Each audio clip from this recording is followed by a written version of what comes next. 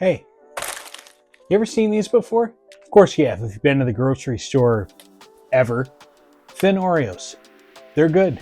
I do really like these.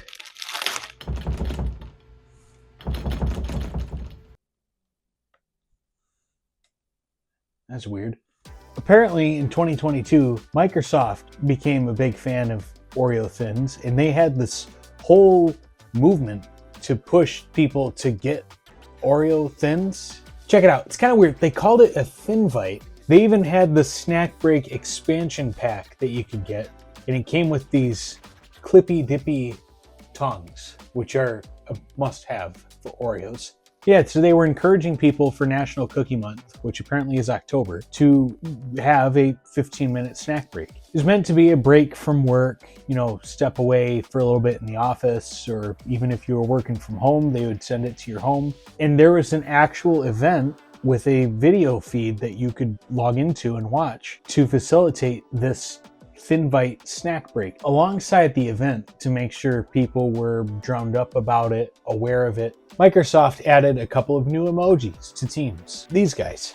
It was called Oreo Yum, and the emojis are still in there. So at work, we use Teams. One of my coworkers in one of our group chats randomly sent the Oreo Yum emoji one day. We were very confused as to what that was, and we came across this story and we learned about it.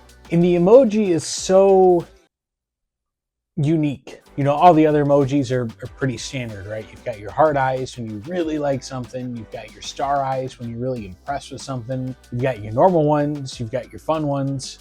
But there are almost none that I can think of that are so specific, yet also still diverse. Like, you can use this in place of like a thumbs up. You can use it in place of a smiley face. The guy's happy. He's eating an Oreo. So I couldn't think of a better way to be topical with my colleagues at work than to create and print a 3D model of the Oreo Yum emoji. So how are we gonna do this? Well, we start with the head. Well, now that's easy. That's a circle. I know that Microsoft emojis aren't perfect circles. I also don't care. So we hop in the computer, we make a sphere, make it yellow, nice and easy. We cut out the eyes, cut out the mouth, done.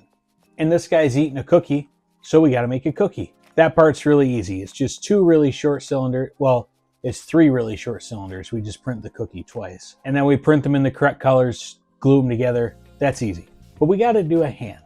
Real quick, I think I'm going to have one of those Thinvite snack breaks.